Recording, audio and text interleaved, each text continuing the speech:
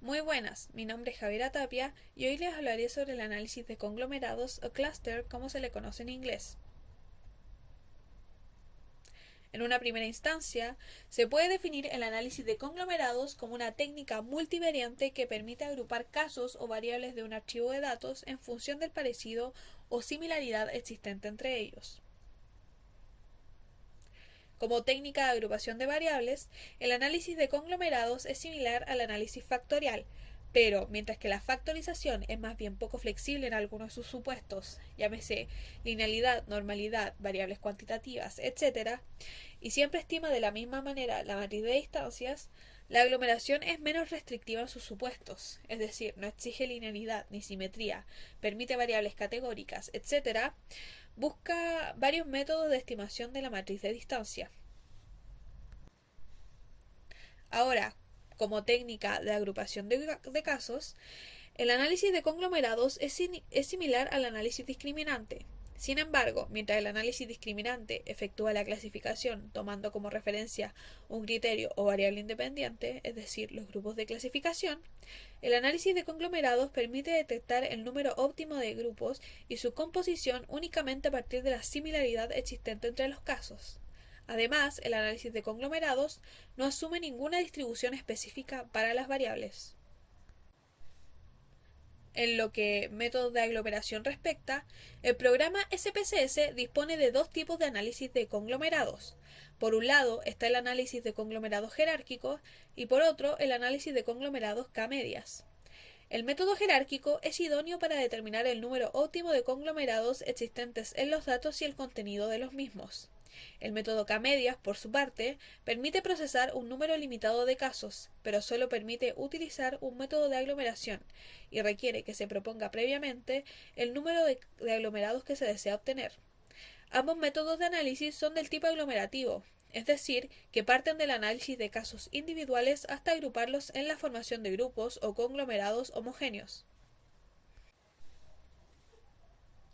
Ahora, a modo de resumen sobre los dos tipos de conglomerados, por un lado tendremos los conglomerados jerárquicos.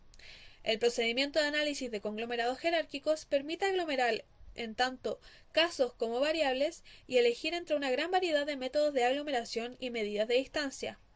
Esta técnica comienza con el cálculo de la matriz de distancia entre los elementos de la muestra, es decir, los casos de las variables. Esta matriz contiene las distancias existentes entre cada elemento y todos los restantes de la muestra.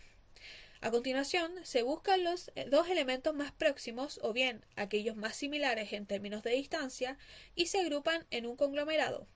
Este conglomerado es indivisible a partir de este momento. Es allí el por qué radica el nombre de este procedimiento como jerárquico. De esta manera se van agrupando los elementos en aglomerados cada vez más grandes y más heterogéneos hasta llegar al último paso, donde todos los elementos muestrales quedan agrupados en un único conglomerado global. El procedimiento en SPSS informa de todos los pasos realizados en el análisis, por lo que resulta fácil apreciar qué elementos o qué conglomerados se han fundido en cada paso y a qué distancia se encontraban en cuando se fundieron, dando espacio a la valorización de la heterogeneidad de los conglomerados gestados.